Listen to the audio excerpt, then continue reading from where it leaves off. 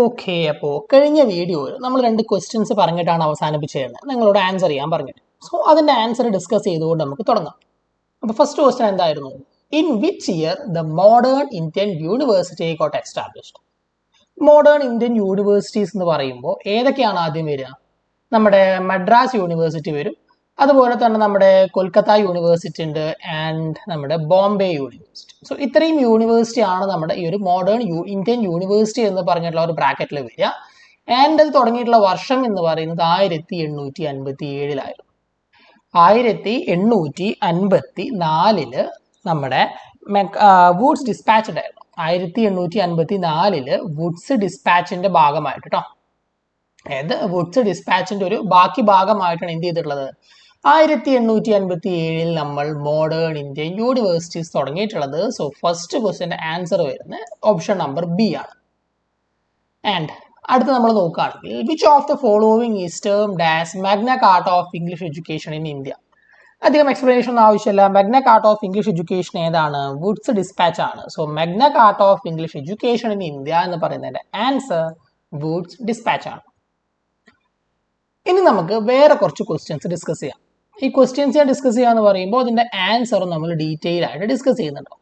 So first question, in which of the following ancient Indian universities the culture and civilization of Tibet was built mainly through the writings of scholars?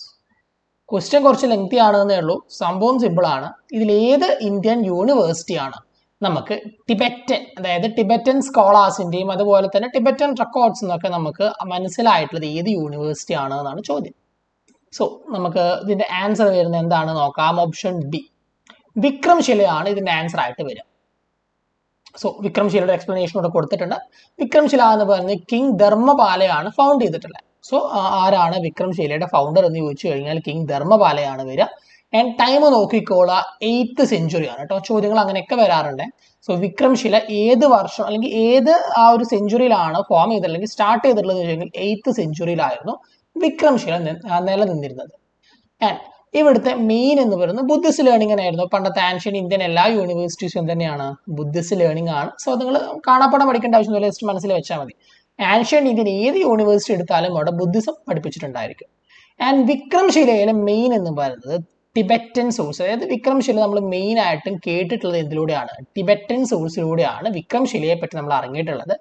And Tibetan monk ആയിട്ടുള്ള തരണത എന്ന് പറയുന്നത്, തരണത പല രീതിയിൽ pronounce ചെയ്യാറുണ്ട്, തരണത എന്ന് പറയുന്ന ആ ഒരു ടിബറ്റൻ മോങ്കിന്റെ റെക്കോർഡ്സിലൂടെയാണ് നമ്മൾ എന്ത് ചെയ്തിട്ടുള്ളത്? വിക്രംശിലയെ പറ്റി കൂടുതൽ അറിഞ്ഞിട്ടുള്ളത്. സോ ഇത്രയാണ് ബേസിക് ആയിട്ട് നിങ്ങൾ വിക്രംശിലയെ പറ്റി അറിഞ്ഞിരിക്കേണ്ടത്. 8th സെഞ്ചുറിയിൽ കിങ് ധർമ്മപാല ഫോം ചെയ്തിട്ടുള്ളതാണ്. ടിബറ്റൻ റെക്കോർഡ്സിലാണ് കൂടുതലായിട്ട് വിക്രംശിലയെ പറ്റി പറയുന്നത്. ബുദ്ധിസത്തിന്റെ ഒരു മേജർ സെന്റർ ആയിരുന്നു. Moving on to the next question, നമുക്ക് which of the following modes of admission was prevalent in Nalanda University in ancient times? പണ്ട് കാലങ്ങളിൽ നളന്ദ യൂണിവേഴ്സിറ്റിയിലേക്ക് അഡ്മിഷൻ കിട്ടാൻ എന്താണ് വേണ്ടത്? എങ്ങനെയായിരുന്നു? എൻട്രൻസ് എക്സാം ആണോ, ഇന്റർവ്യൂ ആണോ, അക്കാഡമിക് ക്രെഡൻഷ്യൽസ് നോക്കിയിട്ടാണോ, പേര് ഡിസ്കഷൻസ് ആണോ? സോ എന്താണ് അക്കാഡമിക് എന്ന് പറയുന്നത് എൻട്രൻസ് എക്സാമിനേഷനിലൂടെയാണ് എന്ത് ചെയ്തിട്ടുള്ളത്? നളന്ദയിലേക്കുള്ള എന്താ പറയാ എൻട്രൻസ് ഉണ്ടായിരുന്നത്. നളന്ദയിലേക്ക് എങ്ങനെയാണ് അഡ്മിഷൻ ചോദിച്ചു കഴിഞ്ഞാൽ ഒരു എൻട്രൻസ് എക്സാം ഉണ്ടാവും. ഭയങ്കര ഡിഫിക്കൽട്ടി എന്താ പറയുക ഭയങ്കര ഡിഫിക്കൽട്ടി ലെവലുള്ള എക്സാം ആവും. ആ എക്സാം പാസ്സാവുന്നവർക്കാണ് അവിടെ എൻട്രൻസ് കിട്ടുക. സോ നമുക്ക് ഡീറ്റെയിൽ ആയിട്ട് നോക്കാം. നളന്ദ എന്താണ്? രാജ്ഗിർ ബീഹാർ. രാജ്ഗിർ എന്ന് പറയുന്നവരുണ്ട്, രാജ്ഗൃഹ എന്ന് പറയുന്നവരുണ്ട്. എന്ത് ചോദിച്ചാലും ആൻസർ കറക്റ്റ് ആണ് കേട്ടോ. സോ രാജ്ഗിർ, ഇങ്ങനെ രാജ്ഗിർ എന്ന് വരെ വന്നാലും രാജ്ഗൃഹ എന്ന് പറഞ്ഞാലും രണ്ടും തന്നെയാണ്. ആൻസർ കറക്റ്റ് ആണ്. സോ രാജ്ഗിർ ബീഹാറിലാണ് നളന്ദ യൂണിവേഴ്സിറ്റി സ്ഥിതി ചെയ്യുന്ന ബുദ്ധിസത്തിന്റെ ഒരു ഹയസ്റ്റ് സെന്റർ ആണ്. അത് കുറെ കാലമായിട്ട് ബുദ്ധിസം പഠിപ്പിച്ചിരുന്ന ഒരു സെന്റർ ആയിരുന്നു. നമ്മൾ ഈ നളന്ദ യൂണിവേഴ്സിറ്റിയെ കുറിച്ച് അറിഞ്ഞിട്ടുള്ളത് അധികം എന്തിലൂടെയാണ്? ഹുവാങ് സാങ്ങിന്റെ റിപ്പോർട്ടിലൂടെയാണ്. ഹുവാങ് സാങ്ങിന്റെ ചൈനീസ് ട്രാവലറാണ്. ഈ ഹുവാങ് സാങ്ങിന്റെ റിപ്പോർട്ടിലൂടെയാണ് നമ്മൾ നളന്ദയെ കുറിച്ച് കൂടുതൽ അറിഞ്ഞിട്ടുള്ളത്. ഒരു 6 സ്റ്റോറീഡ് ബിൽഡിംഗ് ഉണ്ടായിരുന്നു. നമുക്കറിയാം നളന്ദയിലെ ഏറ്റവും വലിയ ലൈബ്രറി ഒക്കെ ഉള്ള ഒരു നളന്ദയായിരുന്നു. സോ വലിയൊരു ലൈബ്രറി ഉണ്ട്, 6 നിലയുള്ള 6 സ്റ്റോറീഡ് ബിൽഡിംഗ് ആണ്. നളന്ദയിൽ ഫ്രീ ബോർഡിംഗ് ആൻഡ് ലോഡിംഗ് ആണ്.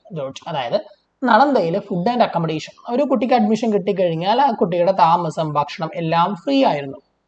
അതുകൊണ്ട് തന്നെ നളന്ദയിലേക്ക് അഡ്മിഷൻ കിട്ടാൻ ടെസ്റ്റും വളരെ ഡിഫിക്കൽട്ട് ആയിരുന്നു. എൻട്രൻസ് ടെസ്റ്റ് ഉണ്ടാവാൻ വേണ്ടി ടെസ്റ്റ് എന്ന് പറയുന്നത് വളരെ ഡിഫിക്കൽട്ട് ആവും കേട്ടോ. അന്നത്തെ ആ ഒരു ടൈം വെച്ചിട്ട് ഏറ്റവും ഡിഫിക്കൽറ്റി കൂടി എൻട്രൻസ് എക്സാം വന്നിട്ടുള്ളത് നളന്ദ യൂണിവേഴ്സിറ്റിയിലായിരുന്നു.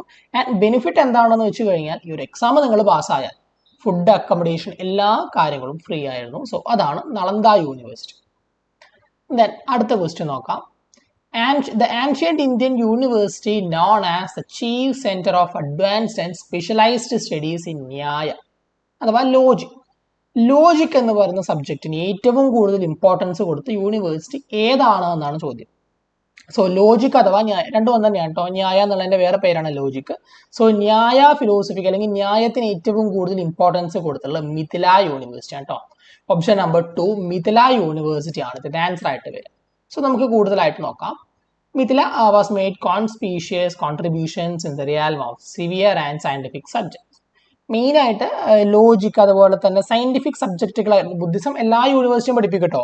ഇതൊക്കെ നമ്മൾ പറയുമ്പോഴും ബുദ്ധിസം പഠിപ്പിക്കാത്ത ഒരു യൂണിവേഴ്സിറ്റിയും ആൻഷ്യൻ ഇന്ത്യൻ ഫിലോസഫി അല്ലെങ്കിൽ ആൻഷ്യൻ ഇന്ത്യൻ ഹിസ്റ്ററിയിൽ ഇല്ല. സോ എല്ലാ യൂണിവേഴ്സിറ്റിയും എന്ത് ചെയ്യുന്നുണ്ട്? ബുദ്ധിസം പഠിപ്പിക്കുന്നുണ്ട്. അതിലുപരി ഈ യൂണിവേഴ്സിറ്റി എന്ത് ചെയ്തിട്ടുണ്ട്? കൂടുതലായിട്ട് സയന്റിഫിക് സബ്ജക്റ്റിന് ഇമ്പോർട്ടൻസ് കൊടുത്തു എന്നാണ് പറയുന്നത്. സോ മിഥില യൂണിവേഴ്സിറ്റി കൂടുതൽ ഇമ്പോർട്ടൻസ് എന്തിന് കൊടുത്തിട്ടുണ്ട്? സയന്റിഫിക് സബ്ജക്ട്സിന് കൊടുത്തിട്ടുണ്ട്. അതിന്റെ ഭാഗമായിട്ടാണ് ന്യായ സബ്ജക്റ്റ് അവിടെ പഠിപ്പിച്ചിട്ടുള്ളത്. സോ ന്യായ എന്ന് പറഞ്ഞു കഴിഞ്ഞാൽ ബേസിക്കലി ലോജിക്കൽ തിങ്കിങ് എന്നേ അർത്ഥമുള്ളൂ. സോ ഈ ന്യായ ഫിലോസഫിക്ക് ഏറ്റവും കൂടുതൽ ഇമ്പോർട്ടൻസ് കൊടുത്തിട്ടുള്ള ആൻഷ്യൻ യൂണിവേഴ്സിറ്റിയാണ് മിഥില യൂണിവേഴ്സിറ്റി എന്ന് പറയുന്നത്. അടുത്ത ക്വസ്റ്റ്യൻ ആണ്, the Chinese scholars Itsing and Hiuen Tsang visited ancient Nalanda university during. അത് ചൈനീസ് സ്കോളേഴ്സ് ആയിട്ടുള്ള ഐസിങ്ങും ഹുവാങ്സാങ്ങും നളന്ദ യൂണിവേഴ്സിറ്റി വിസിറ്റ് ചെയ്തിട്ടുള്ള ടൈം പീരിയഡ് ഏത് സെഞ്ചുറി ആണ് എന്നാണ് ചോദ്യം. സോ ഏത് സെഞ്ചുറി ആണ്? ഓപ്ഷൻ ബി ആണ് ആൻസർ ആയിട്ട് വരുന്നത്. ഓപ്ഷൻ ബി എന്ന് പറയുമ്പോൾ 7th സെഞ്ചുറി. 7th സെഞ്ചുറി CEയിലാണ് എന്ത് ചെയ്തിട്ടുള്ളത്? നളന്ദ യൂണിവേഴ്സിറ്റി ഐസിങ്ങും അതേപോലെ ഹ്വാങ്സാങ്ങും വിസിറ്റ് ചെയ്തിട്ടുള്ളത്. ബാക്കി ഡീറ്റെയിൽസ് നമുക്ക് നോക്കാം. ചൈനീസ് സ്കോളേഴ്സ് ആയിട്ടുള്ള ട്രാവലേഴ്സ് ആയിട്ടുള്ള ഐസിങ്ങും ഹ്വാങ്സാങ്ങും നളന്ദയിൽ ഏകദേശം 685 ADയിലാണ് അവർ വന്നിട്ടുള്ളത്. അവരുടെ ആ ഒരു ഡീറ്റെയിൽസ് അവരുടെ റിപ്പോർട്ട്സും കാര്യങ്ങളും നോക്കിയിട്ടാണ് എന്ത് ചെയ്തിട്ടുള്ളത്? ഈ ഒരു വിവരം നമ്മൾ പറഞ്ഞിട്ടുണ്ടെന്ന് മാത്രം. സോ ജസ്റ്റ് ആ ഡേറ്റ് നിങ്ങൾ നോക്കിച്ചാൽ മതി കേട്ടോ. സോ ഐസിങ്ങും ഹ്വാങ്സാങ്ങും നളന്ദ വിസിറ്റ് ചെയ്തിട്ടുള്ളത് ഏത് സെഞ്ചുറിയിലാണ്? 7th സെഞ്ചുറി CE ആണ്. ദെൻ അടുത്ത ക്വസ്റ്റ്യൻ വരുന്നതാണ്, which of the following ancient university provided for the teaching of a special subject Vajrayana Buddhism along with other subject. മറ്റ് സബ്ജക്റ്റുകളുടെ ഒപ്പം വജ്രായന ബുദ്ധിസം കൂടി പഠിപ്പിച്ചിട്ടുള്ളത് ഏത് യൂണിവേഴ്സിറ്റി എന്നാണ്? വജ്രായന ബുദ്ധിസം എന്ന് പറയുമ്പോൾ ആലോചിച്ചോളൂ, ജഗഡ്ഡാല യൂണിവേഴ്സിറ്റി ആണ് കേട്ടോ. വജ്രായന ബുദ്ധിസത്തിന് ഏറ്റവും കൂടുതൽ ഇമ്പോർട്ടൻസ് കൊടുത്തിട്ടുള്ള യൂണിവേഴ്സിറ്റി എന്ന് പറയുന്നത് ജഗഡ്ഡാല യൂണിവേഴ്സിറ്റി ആണ്. നമുക്ക് ഡീറ്റെയിൽസ് നോക്കാം. വജ്രായന ബുദ്ധിസം നമ്മൾ ഏകദേശം 6th അല്ലെങ്കിൽ 7th സെഞ്ചുറിയിലാണ് എന്ത് ചെയ്തിട്ടുള്ളത്? ഈ ഒരു വജ്രായന ബുദ്ധിസം എന്ന് പറയുന്ന കൺസെപ്റ്റ് വന്നിട്ടുള്ളത്. ആൻഡ് വജ്രായന ബുദ്ധിസത്തിന്റെ ഒരു മേജർ സെന്റർ ആയിരുന്നു ഇത് ജഗഡ്ഡാല യൂണിവേഴ്സിറ്റി എന്ന് പറയുന്നത്. വജ്രായന ബുദ്ധിസത്തിൽ കൂടുതലായിട്ടും കോൺസെൻട്രേറ്റ് ചെയ്തിട്ടുള്ള ഒരു യൂണിവേഴ്സിറ്റിയാണ്. ദെൻ വജ്രായന ബുദ്ധിസം എന്താണ് പറയുന്നത്? വജ്രായന ബുദ്ധിസം പറയുന്നത് എന്താണ്? Teachers that it is possible for one two reach enlightenment in A single life time. ഒരു വ്യക്തിക്ക് തന്റെ ആ ഒരു ഉള്ള ജീവിത ആ ഒരു കാലയളവിനുള്ളിൽ തന്നെ എന്ത് ചെയ്യാം? എൻലൈറ്റ്മെന്റ് അച്ചീവ് ചെയ്യാം എന്നാണ് പറയുന്നത്. ബുദ്ധിസം നമുക്കറിയാം, ബുദ്ധൻ എന്താണ്? എൻലൈറ്റ്മെന്റ് ആ ഒരു തേടിയുള്ള വ്യക്തി ആയിരുന്നു. സോ എൻലൈറ്റ്മെന്റ് നമുക്ക് ആ ഒരു സിംഗിൾ ലൈഫിൽ തന്നെ എന്ത് ചെയ്യാം? സിംഗിൾ ലൈഫ് ടൈമിൽ തന്നെ എൻലൈറ്റ്മെന്റ് പോസിബിൾ ആണ്. അതിന് നമുക്ക് എന്ത് ചെയ്യണ്ട? കുറെ എത്തിക്സ് അതേപോലെ തന്നെ മൊറാലിറ്റി, കമ്പേഷൻ ഇതൊന്നും ഫോളോ ചെയ്യേണ്ട ആവശ്യമില്ല. നമുക്ക് എന്ത് ചെയ്യാൻ പറ്റും? ഇത് താന്ത്രിക് ബുദ്ധിസമാണ് ഇവിടെ വരുന്നത്. വജ്രായന ബുദ്ധിസം എന്നൊക്കെ പറയുമ്പോൾ ആ ഒരു രീതിയിലൂടെ നമുക്ക് എന്ത് ചെയ്യാൻ പറ്റും? നമ്മുടെ എൻലൈറ്റ്മെന്റ് ആ ഒരു ലൈഫ് ടൈമിൽ നമുക്ക് അച്ചീവ് ചെയ്യുക എന്നുള്ളതാണ് ആര് പറഞ്ഞിട്ടുള്ളത്? നമ്മുടെ വജ്രായന ബുദ്ധിസം പ്രകാരം വരുന്നത്. താന്ത്രിക് ഐഡിയാസും കാര്യങ്ങളാണ് അതിൽ വരിക കേട്ടോ. സോ ഇതാണ് നമ്മുടെ ഇന്നത്തെ ഡിസ്കസ് ചെയ്യുന്ന ക്വസ്റ്റ്യൻസ് എന്ന് പറയുന്നത്. നിങ്ങൾക്ക് ഏതെങ്കിലും ഫർദർ ക്വസ്റ്റ്യൻസ്, ഡൗട്ടോ കാര്യങ്ങളോ എന്തെങ്കിലും ഉണ്ടെന്നുണ്ടെങ്കിൽ എന്ത് ചെയ്യാം?